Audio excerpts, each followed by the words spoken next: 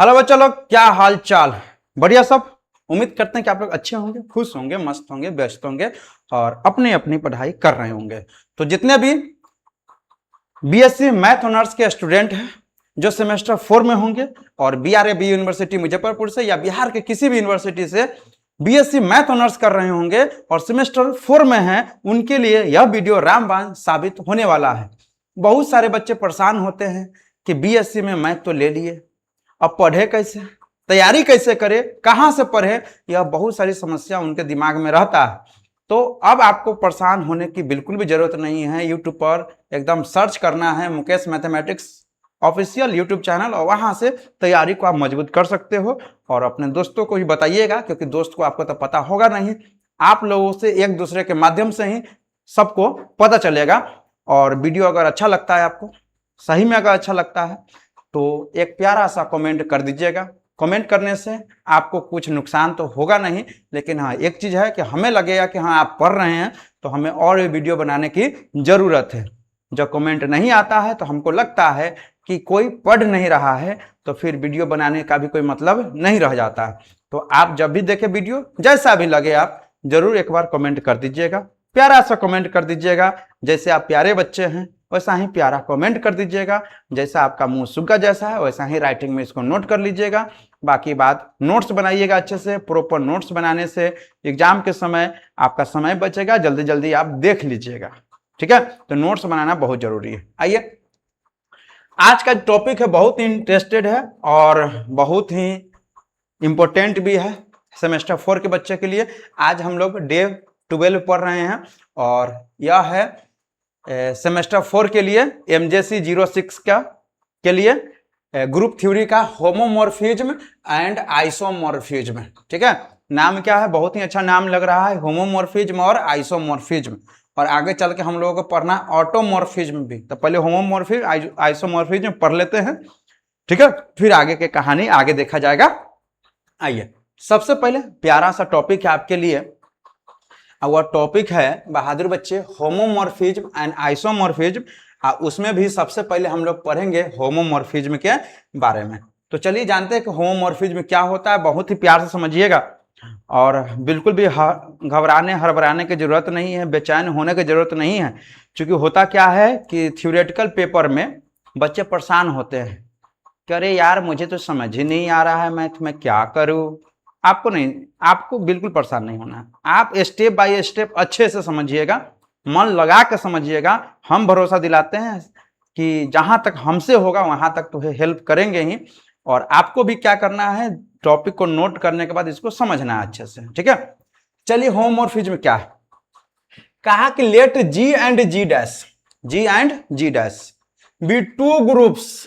कहा कि दो ग्रुप है जी और जी डैश। समझिएगा, जी और जी डैश कितना ग्रुप है? दो ग्रुप है, ठीक बात। अंडर द ऑपरेशन ओ, यह ओ है, ऑपरेशन कौन सा है? ओ है।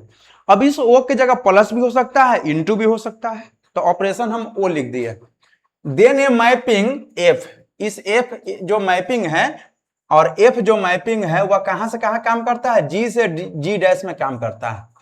अब आपको फंक्शन पढ़ाया गया होगा क्लास 12th में, तो क्लास 12th हमें उम्मीद है आप पर पूरा भरोसा कि आप अच्छे से नहीं पढ़े होइएगा, तो यही दिक्कत हो जाता है यहाँ पर। नहीं तो जो बच्चा पढ़े हुआ रहेगा उसको कहीं दिक्कत नहीं है। तो एफ कोई मैपिंग है, एफ कोई मैपिंग है, या मैपिंग बोलिए या फंक्शन बोलिए, f mapping from G to G dash, ऐसे पढ़ते हैं इसको। इस एफ को क्या कहेंगे? Is called a homomorphism. इस एफ को क्या बोलेंगे? होमोमॉर्फिज्म बोलेंगे। If for all a b belongs to G, अगर ए और बी दो एलिमेंट अगर जी का है, जी का दो एलिमेंट है ए और बी, इफ अगर यह कंडीशन लागू हो जाए। कंडीशन क्या है? कंडीशन है कि F A operation B equal to F A operation F B. अब इसका मतलब क्या हुआ समझिए। अगर हम बोले, यहां पर लिखा हुआ है, देखो यहां पर क्या लिखा हुआ है कि एफ ए ऑपरेशन बी, तो ओ के जगह तो प्लस भी हो सकता है या इंटू भी हो सकता है, ठीक है। यहां ओ है तो ओ रहने दीजिए। तो आप क्या कीजिए, इसको एफ को ए में लगाइए, तो एफ ए, बीच में ऑपरेशन है तो ऑपरेशन रहने दीजिए, एफ जो है बी में लगा दीजिए। मतलब एफ जो है दोनों में अलग अलग लग गया, पहले एक ही साथ था, देखो पहले एक ही साथ था एफ ए ऑपरेशन बी, और दोनों में हम लोग एफ अलग अलग लगा दिए, एफ ए ऑपरेशन एफ बी। अगर यह कंडीशन अगर लागू हो जाता है, यह कंडीशन अगर लागू हो जाता है, तो हम कहते हैं कि एफ जो हो गया वह क्या हो गया, होमोमॉर्फिज्म हो गया, from G to G dash. ठीक है। अब मान लीजिए कि यहां ओ के जगह आप कहेंगे सर ठीक से नहीं बुझा रहा है, बिल्कुल देखो यहां पर इस ओ के जगह पर अगर हम प्लस कर देते, ए प्लस बी किसके इक्वल होना चाहिए, तो एफ ए में लगाइए और बीच में प्लस एफ किस में, बी में लगा दीजिए, तो एफ ए प्लस बी किसके equal, F A plus F B के इक्वल हो जाए, तो होमोमॉर्फिज्म हो जाएगा। अगर इंटू कर दे हम ऐसे एफ ए इंटू बी, तो आपको क्या आना चाहिए, F A into F B के इक्वल आना चाहिए। ठीक है। तो अगर यह कंडीशन सब आता है तो हम लोग बोलते हैं कि एफ होमोमॉर्फिज्म है जी से जी डैश में। यह बातें आपको समझ में आ गया होगा, क्लियर हो गया होगा। अब देखो कहीं पर भी अगर होमोमॉर्फिज्म की बात आता है तो एफ ए प्लस बी है, तो दोनों में हम अलग अलग एफ लगा के बीच में प्लस, इंटू रहेगा तो इंटू कर देंगे, तो इस तरह से होमोमॉर्फिज्म समझ में आया होगा। अब चलो यहां पर क्या है, हम क्या करते हैं कि दो गो सेट बना लेते हैं, दो गो सेट अच्छा इसके बाद आप लिख लेना क्योंकि इसमें जगह तो है नहीं, बाद में लिख लेना, क्या दिक्कत है, कहीं पर तो लिखना है। ये है हम एक सेट बना लेते हैं यहां पर इस तरह से। ठीक है। और यहां पर देखो, यहां पर हम एलिमेंट ले लेते हैं ए बी, यहां पर ए ऑपरेशन बी। ठीक है। अब आपसे हम पूछे बच्चा लोग कि यहां पर ए रखिएगा, यहां पर फिर यहां पर ए ऑपरेशन बी रखिएगा, तो देखो यहां से यहां काम कर रहा है एफ, क्या काम कर रहा है एफ। ठीक है। तो एफ में ए रखिए तो क्या हो जाएगा, एफ ए आएगा, और इसको मान लेते ए डैश है। ठीक है। और यहां पर एफ में बी रखिए तो एफ बी आएगा, और यह किसके साथ मिल रहा है, तो बी डैश के साथ। एफ में क्या रखिएगा, एफ ए ऑपरेशन बी, तो यह किसके साथ मिलेगा बताइए, तो ए ऑपरेशन बी ना, ऐसे मिलेगा, ए हो गया, ए डैश ऑपरेशन बी डैश, ऐसे इस तरह से मिलेगा। ठीक है। आप समझिए, इसको समझिए, यहां पर समझिए, थोड़ा सा हम बड़ा कर देते हैं ताकि आपके आंखों पर जोर ना पड़े। समझिए यहां पर एफ है, अच्छा इसको हम लोग मान लेते हैं जी ग्रुप है, ऑपरेशन ओ है, यहां पर जी डैश है, ऑपरेशन ओ है। ठीक है। तो जी से जी डैश में एफ काम कर रहा है, इसमें हम लोग तीन एलिमेंट ले लिए, ए बी और ए ऑपरेशन बी। तो ए का अगर एफ में अगर ए रखिएगा तो एफ ए होगा, यह मान लेते हैं ए डैश हो गया। ठीक है। एफ में बी रखिएगा तो एफ बी हो जाएगा, और एफ बी का वैल्यू बी डैश आ गया। एफ ए ऑपरेशन बी रखिएगा तो यह हो गया ए डैश ऑपरेशन बी डैश। ठीक बात। अब एक चीज बताइए, यहां से हम लिखे F A operation B equal to A dash operation B dash, यही ना लिखा हुआ है। आप बताओ ए डैश के जगह फिर क्या लिख सकते हो, एफ ए ऑपरेशन बी डैश के जगह क्या लिख सकते हो, एफ बी। तो देखो यही चीज ना आ गया, F A operation B equal to क्या आ गया बताइए, तो एफ ए ऑपरेशन एफ बी। अगर ज्यादा आपको ना समझ में आ रहा है तो केवल आप इतना याद रखिए कि एफ ए ऑपरेशन बी है तो एफ ए में भी लगा देना है, एफ बी में भी लगा देना है, बीच में ऑपरेशन कर देना है। क्वेश्चन में प्लस रहे तो बीच में प्लस रखिएगा, इंटू रखिएगा तो इंटू हो जाएगा। तो ऐसा कंडीशन अगर फुलफिल अगर होता है, ठीक है, तो यह हो जाता है क्या चीज, एफ क्या हो जाता है बोलिए, तो एफ हो जाता है होमोमॉर्फिज्म। यह बातें आपको समझ में आ रहा है। ठीक। अब देखो where f a and f b are image of a and b, a और बी का इमेज क्या है, एफ ए और एफ बी है। देखो ए का इमेज एफ ए, इसका वैल्यू ए डैश है, एफ बी का इमेज एफ बी है। ठीक है। Respectively under the mapping F. ठीक है। अब देखो नोट में एक चीज याद रखना कि अगर एफ जो है जी से जी डैश में काम कर रहा है और यह होमोमॉर्फिज्म है, तो हम लोग कहते हैं then we can say that G is homomorphic to G dash. G क्या हो गया, होमोमॉर्फिक है किसके, जी डैश का है। एफ अगर होमोमॉर्फिज्म है जी से जी डैश में, तो हम लोग बोलते हैं जी जो है वो होमोमॉर्फिक है जी डैश का। ठीक। यह हो गया होमोमॉर्फिज्म। अब आगे आइए आइसोमॉर्फिज्म। क्या है आइसोमॉर्फिज्म, देखो इसमें सेम चीज है, होमोमॉर्फिज्म वाला ही है, लेकिन इसमें एक कंडीशन बढ़ जाता है। क्या कंडीशन बढ़ जाता है, देखो पहला कंडीशन वही है कि F A operation B F A operation F B के बराबर, दूसरा एफ जो होना चाहिए 1-1 ऑन्टो मैपिंग होना चाहिए। दो कंडीशन हो गया। पहला कंडीशन होमोमॉर्फिज्म वाला ही है, F A operation B F A operation F B के बराबर होना चाहिए। और दूसरा एक कंडीशन बढ़ गया, कौन कि एफ 1-1 ऑन्टो मैपिंग होना चाहिए, तब हम लोग बोलते हैं कि एफ आइसोमॉर्फिज्म है। अब एक चीज आप ही से हम पूछे कि अगर कोई अगर मैपिंग आइसोमॉर्फिज्म है तो क्या वो होमोमॉर्फिज्म होगा कि नहीं होगा, तो आप कहेंगे बिल्कुल होगा, क्योंकि होमोमॉर्फिज्म वाला एक कंडीशन तो लागू हो ही रहा है आइसोमॉर्फिज्म में, तो आइसोमॉर्फिज्म है तो होमोमॉर्फिज्म भी होगा। तो होमोमॉर्फिज्म में बोलिए कितना कंडीशन, एक कंडीशन, और आइसोमॉर्फिज्म में कितना कंडीशन, दो कंडीशन। तो आपको यह चीजें याद रखना होगा कि F A operation B F A operation F B के आई एफ 1-1 ऑन्टो मैपिंग होना चाहिए, where G and G dash I group under the operation o. अब देखो अगर एफ जो है आइसोमॉर्फिज्म है, then we can say that G is isomorphic to G dash. अगर एफ अगर आइसोमॉर्फिज्म है जी से जी डैश में, जी से जी डैश में, तो हम लोग बोलते हैं जी क्या हो गया, जी क्या हो गया, तो आइसोमॉर्फिक हो गया जी डैश का। हम लोग इस तरह का सिंबल लिखते हैं, देखो यहां पर लिखा हुआ है कि जी जो है आइसोमॉर्फिक है जी डैश का, ठीक है। तो आइसोमॉर्फिज्म होने के लिए बोलिए कितना कंडीशन, तो आप कहेंगे बच्चे दो कंडीशन कि F A operation B F A operation F B के इक्वल, और दूसरा कि एफ 1-1 ऑन्टो मैपिंग होगा। अब बात है बहुत सारे बच्चे पढ़े नहीं 12th में, तो ये भी समस्या है कि 1-1 ऑन्टो समझ ही नहीं आ रहा है, तो समझ लीजिए पहले क्या होता है, थोड़ा सा समझा देते हैं, ठीक है।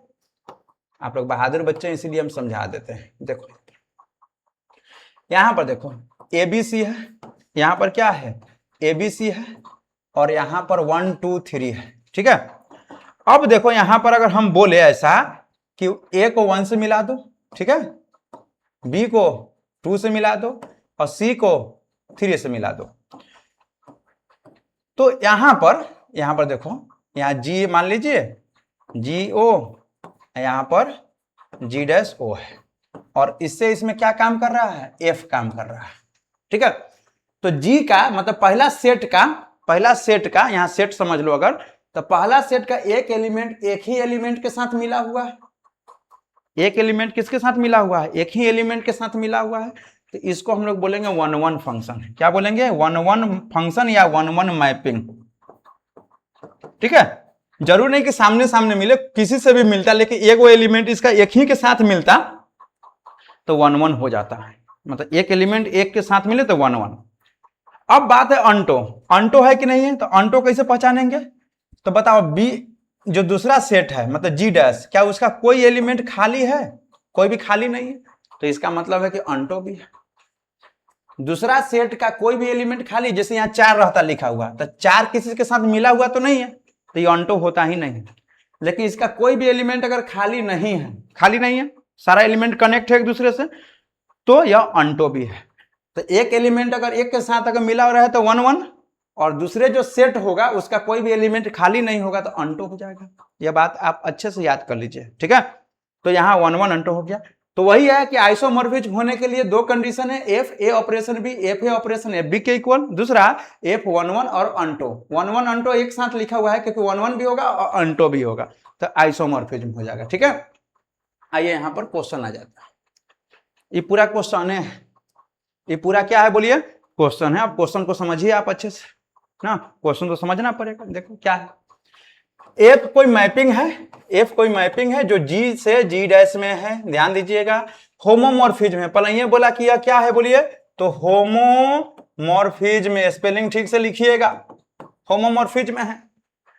तब कहता है प्रूफ कीजिए, क्या करना है प्रूफ, पहला कि एफ ई का वैल्यू ई डैश आएगा, एफ ई का वैल्यू ई डैश आएगा, दूसरा एफ ए इनवर्स है, एफ इनवर्स है, एफ ए इनवर्स पूरा एफ ए के इनवर्स के बराबर होगा, इसमें ए पर इनवर्स है, इसमें पूरा एफ ए पर इनवर्स है, यही प्रूफ करना है।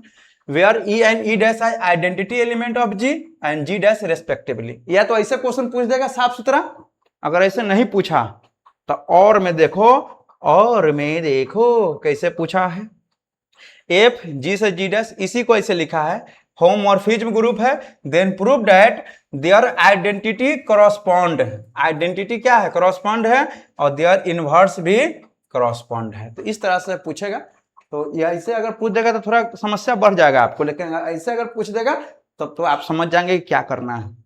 तो देखो अधिकतर एग्जाम में इसी तरह का क्वेश्चन पूछेगा।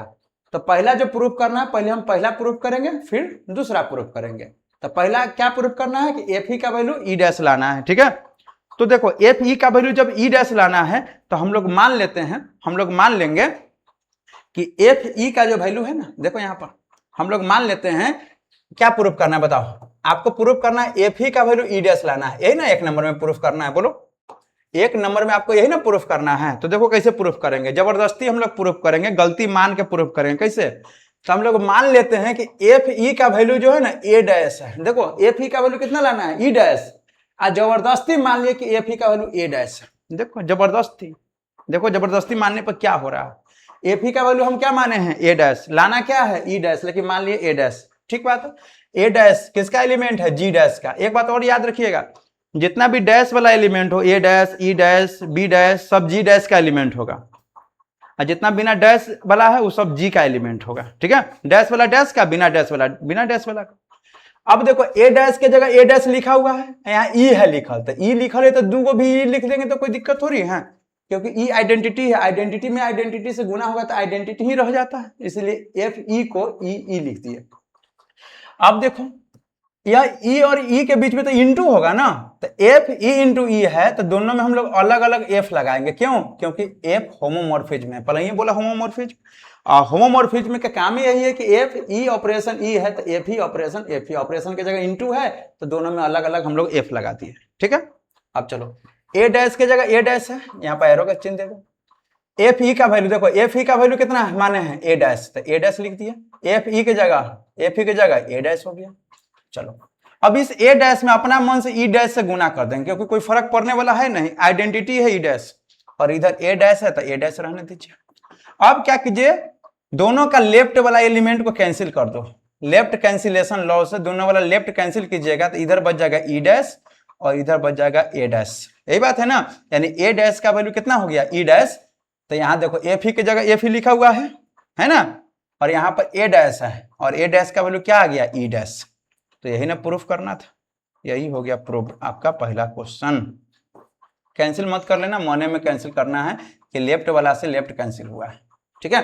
तो इस तरह से हमको लगता है कि यह बातें आपको समझ में आया होगा, अच्छे से नोट कीजिएगा, ठीक है ना, अच्छे से नोट कीजिएगा मन लगा के। अब दूसरा देखो, दूसरा क्या प्रूफ करना है, एफ ए पर इनवर्स जो होगा वह एफ ए के इनवर्स के बराबर है। आपको यह प्रूफ करना है एफ ए पर इनवर्स जो होगा एफ ए के इनवर्स के बराबर होगा, यह 2 नंबर में आपको प्रूफ करना है, ठीक है।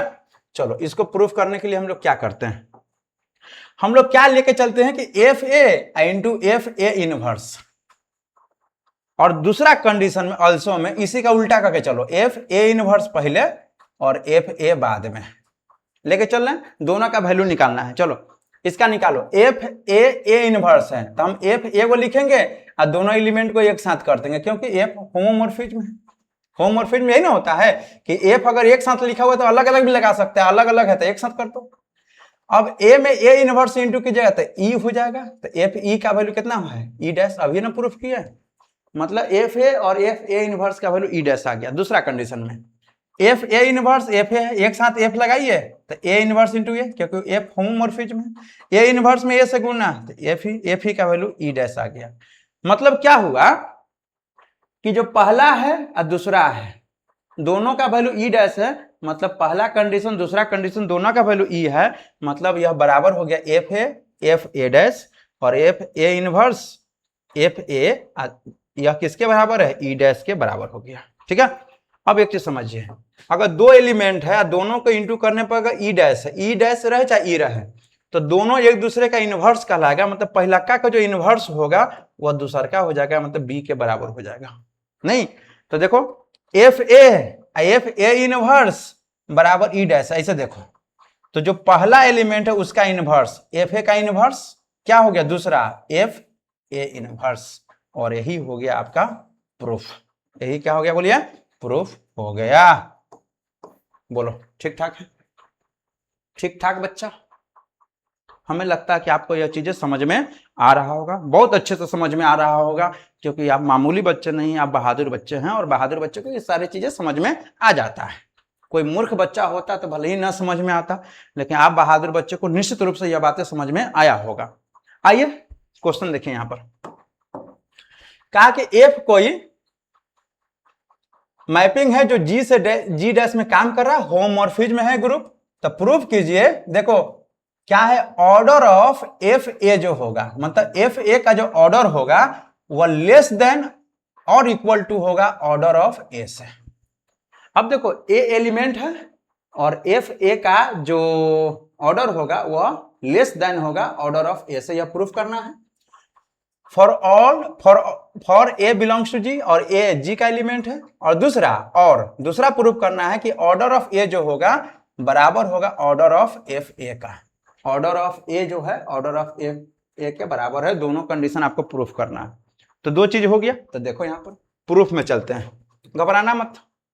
थ्योरेटिकल पार्ट है तो आने के बाद थोड़ा बेचैनी तो होता है कि क्या हो रहा है, क्यों हो रहा है, मेरे ही साथ क्यों हो रहा है, ऐसा भी भाव आता है। लेकिन आप धैर्य के साथ पढ़ते रहिए, स्टेप बाय स्टेप पढ़िए। जरूरी नहीं कि बहुत सारा चीज पढ़ना है, थोड़ा थोड़ा ही पढ़िए, आपको बहुत अच्छा मजा आएगा। देखो हम मान के चलते हैं कि ऑर्डर ऑफ ए एन है, ए एलिमेंट है, यहां पर ए क्या है, एलिमेंट है, और उसका ऑर्डर एन है।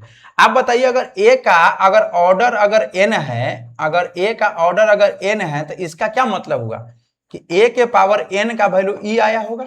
देखो कल बताए थे ऑर्डर कि किसी भी एलिमेंट का ऑर्डर कितना होता है, तो हम बोले कि उस एलिमेंट के पावर में आप 1 2 3 4 5 रखिए, जितना रखना रखिए, तब तक पावर रखिए जब तक आइडेंटिटी एलिमेंट ना आ जाए।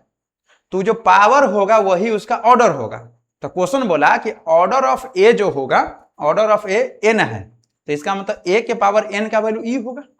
सिंपल बात नहीं। Then n is the least positive integer such that a to the power n equal to e, where e is the identity of g। यही बात है, ठीक बात है ना। आप समझो यहां पर अगर a का ऑर्डर अगर n है तो a के पावर n का वैल्यू e होगा। a के पावर n का वैल्यू कितना होगा, e होगा। तो n जो है सबसे छोटा नंबर होगा जिस पर वैल्यू क्या आ रहा है, e आ रहा है। तो उसके पावर अगर हम बढ़ाते जाए तो और भी बहुत सारा नंबर मिल जाएगा जिस पर आइडेंटिटी आ जाएगी, नहीं आ जाएगा। तो n जो होगा वो सबसे छोटा नंबर होना चाहिए जिस पर उसका वैल्यू 1 हो जाए। तो जो छोटा नंबर है पावर वाला वही क्या हो जाएगा, बोलिए ऑर्डर हो जाएगा। अब हम आपसे पूछे कि f a के पावर n का वैल्यू निकालिए, ठीक है। तो f लिखेंगे, a के पावर n का क्या मतलब हुआ, a into a into a into कितना बार है, n बार। अरे a को n बार गुना कीजिएगा तो a के पावर n ना हो जाएगा। तो a के पावर n को इतना लिख लिया। अब ये होमोमॉर्फिज्म में सम में f हम लोग लगा लिए, सम में f लगा लिए n टाइम, क्यों, क्योंकि f होमोमॉर्फिज्म। और f a को अगर n बार गुना कीजिएगा तो f a के पावर n हो जाएगा। ये भी बात सही है, f a के पावर क्या हो जाएगा, n हो जाएगा, ठीक। यानी f a के पावर n, देखो f a के पावर n जो हो गया वो किसके बराबर हो गया, f a के पावर n के हो गया, इसका वैल्यू इसके बराबर हो गया, ठीक। अब a के पावर n की जगह तो e है, ई है ना, एफ ही का वैल्यू ई डैश हो गया, यही है। अब चलो यहां पर देखो एफ ए के पावर एन का वैल्यू है ई डैश, यही बात है, यही ना आया। तो इसका मतलब है कि एफ ए के पावर में हम अगर एन रख दें तो एन रखने पर वैल्यू ई डैश आ रहा है, मतलब एन जो होगा वह क्या हो जाएगा, ऑर्डर होगा। क्या होगा, ऑर्डर होगा। लेकिन समझिए, हो सकता है कि n से छोटा नंबर भी अगर हम लोग क्या रखे तो उस पर भी वैल्यू 1 आ जाए, आइडेंटिटी आ जाए। मतलब ऐसे समझिए, अगर हम बोल दे कि i है, क्या है, i है। अब i के पावर हम क्या रख दे कि वैल्यू 1 हो जाए, तो आप सिंपल बात कहेंगे कि सर इसके पावर 4 रख दीजिए, क्योंकि i के पावर 4 का वैल्यू 1 हो गया। एक आइडेंटिटी है, मतलब e के जगह मान लो, या ई डैश के जगह। तो i के पावर 4 का वैल्यू 1 होता है, तो आप तो कहेंगे कि 4 क्या हो गया, ऑर्डर हो गया, आप यही ना कहेंगे, ठीक बात। लेकिन अगर कोई बच्चा कहेगा कि i के पावर 8 का भी वैल्यू 1 होता है, तो क्या 8 जो है ऑर्डर हो जाएगा इसका, बोलो 8 ऑर्डर हो जाएगा, बिल्कुल नहीं होगा। तो यहां बोला एफ ए के पावर n का वैल्यू ई डैश है, तो ऐसा भी हो सकता है कि एफ ए का जो ऑर्डर हो या तो n होगा या क्या होगा, n होगा, अगर ना पता है तो, नहीं तो n से छोटा होगा। जैसे हम बोले i के पावर 8 का वैल्यू 1 है, तो हम बोल सकते हैं कि i का जो ऑर्डर होगा या तो 8 होगा और नहीं तो 8 से छोटा होगा, यानी 8 से छोटा या बराबर होगा। ठीक है, अरे i के पावर 8 है तो हो सकता है कि इस पर वैल्यू तो 1 आ रहा है, ठीक है, आइडेंटिटी आ रहा है, तो ऐसा भी तो हो सकता है कि उसके छोटा नंबर पर भी वैल्यू आइडेंटिटी आ जाए। तो जरूरी नहीं कि जो पावर हो और वैल्यू ई दे रहा है, आइडेंटिटी दे रहा है, एडजेक्ट वही ऑर्डर हो जाए, उससे छोटा नंबर भी ऑर्डर हो सकता है। ठीक है, तो यहां पर देखो f, यहां पर ऑर्डर ऑफ, देखो एफ ए के पावर n, देखो यहां पर एफ ए है और पावर में कितना है n है, इसका वैल्यू ई डैश है, यही बात है, ई डैश है। इसका मतलब है कि एफ ए का जो ऑर्डर होगा वो पावर वाला हो भी सकता है या n से छोटा होगा, तो order of F a less then और इक्वल टू n होगा। ठीक है, और n क्या है बोलिए, n क्या है, तो order of a, order of a कितना माने हुए हैं n, तो ऑर्डर ऑफ एफ ए जो होगा less than equal to order of F A, equation number 1। क्या यही प्रूफ करना था? पहला देखो ऑर्डर ऑफ एफ ए किससे छोटा हो गया, ऑर्डर ऑफ एफ ए, ये हो गया प्रूफ, पहला बात प्रूफ, इक्वेशन 1 मान लिए, क्योंकि आपको आगे भी तो प्रूफ करना है। आगे देखो, अब इफ पॉसिबल हम लोग जबरदस्ती मान लेते हैं कि ऑर्डर ऑफ एफ ए जो है, देखो यहां पर ऑर्डर ऑफ एफ ए जो है वह किससे छोटा है, n से छोटा है, तो n से छोटा हम लोग कोई नंबर मान लेते m, order of F A मान लेते m है, और m किससे छोटा होगा, n से छोटा होना चाहिए। ठीक है, अरे order of F A n से छोटा है तो n से छोटा नंबर हम m मान लिए और m जो है n से छोटा है। ठीक है, then by definition of order of an element we have, तो definition of order of an element, element के डिफिनेशन है ऑर्डर निकालने का, क्या कि एफ ए है ना, इसका पावर कितना है, n है, एफ ए के पावर n है, एफ ए के पावर n है, और इसका वैल्यू ई डैश है, क्या है, ई डैश है, where E dash is the identity of G, that is देखो एफ ए को लिख सकते हो एफ ए एम टाइम्स, क्या लिख सकते हो, एम, अच्छा इसके पावर एम लिख दो, यहां पर एम लिख दो, पावर में क्या है बोलो, पावर में एम है, पावर में एम है। देखो यहां पर एफ ए का ऑर्डर आप एम माने हैं, तो इसका मतलब है कि एफ ए के पावर एम रखिएगा तो ई डैश आएगा, आइडेंटिटी आ जाएगा, एफ ए को F A dot M times, क्या कि पावर एम है, ई डैश हो गया। और इस एफ ए कितना है बोलो, एफ ए एम टाइम, सम में से एफ हम एक साथ लिख के सब के अंदर में ए कर देंगे, क्यों, क्योंकि होमोमॉर्फिज्म है, क्या है, होमोमॉर्फिज्म। अब ए सबको गुना कीजिएगा तो ए के पावर एम हो जाएगा अंदर, इधर ई डैश के जगह क्या लिख सकते हैं, एफ ही का वैल्यू ई डैश है, दोनों से एफ काट दीजिएगा तो क्या हो जाएगा, ए के पावर एम का वैल्यू ई है। अब बताओ ए के पावर एम का वैल्यू ई है, ए के पावर एम का वैल्यू ई है, तो इसका मतलब क्या होगा कि ऑर्डर ऑफ ए जो होगा या तो एम होगा, है ना, या एम से छोटा नंबर होगा, तो ऑर्डर ऑफ ए जो होगा less than equal to M हो जाएगा, यानी ऑर्डर ऑफ ए, एम क्या है, ऑर्डर ऑफ एफ ए का, order of F A, M किसका वैल्यू है, ऑर्डर ऑफ एफ ए का, इक्वेशन नंबर 2। अब एक चीज बताओ, फ्रॉम इक्वेशन 1 एंड 2, इक्वेशन 1 में आया होगा कि order of F a less than equal to order of a, हमको लगता है यही रहा होगा, देखो इक्वेशन 1 में order of F a less than equal to order of a, और दूसरा क्या आया, order of a less than equal to order of F a, यही आया। अब इस दोनों को देखो, आप सेट थ्योरी में पढ़े होइएगा कि ए अगर, ए जो है, अच्छा सेट थ्योरी में क्या है, सिंपल सा लॉजिक कि ए अगर बी से छोटा है और बी जो है ए से छोटा है, ऐसा हो सकता है, ए बी से छोटा है या बी ए से छोटा है, तो ऐसा संभव नहीं है। ये संभव कब होगा, जब इक्वल का साइन लेगा, यानी दोनों क्या हो जाएगा, बराबर, यानी ऑर्डर ऑफ ए जो होगा ऑर्डर ऑफ एफ ए के बराबर हो जाएगा, और यही आपको क्या करना था बोलिए, तो प्रूफ करना था, यही क्या करना था बोलिए, प्रूफ करना था। तो इस तरह से आप प्रूफ कर सकते हो। ठीक है, बोलो ठीक ठाक समझ में आ रहा है, आप इसको अच्छे से नोट कीजिएगा, थ्योरी है तो थोड़ा सा दिक्कत होता ही है, और ये सब आप मत लिख लीजिएगा, साइड में लिखना है तो लिख लीजिएगा, बाकी बात जो टाइप किया हुआ है वही चीज आप लिखिएगा अच्छे से, ठीक ना, जो टाइप किया उसको अच्छे से लिख लीजिएगा, बाकी बात तो आपका काम हो ही जाएगा। ठीक है बच्चे, तो रहने देते हैं, आप इसको अच्छे से नोट कीजिए, बनाइए। कैसा लगा वीडियो एक बार कमेंट करके बताइएगा जरूर, फिर हम अगला वीडियो लेकर आएंगे। ठीक है बच्चे, तो bye bye, good night, bye bye.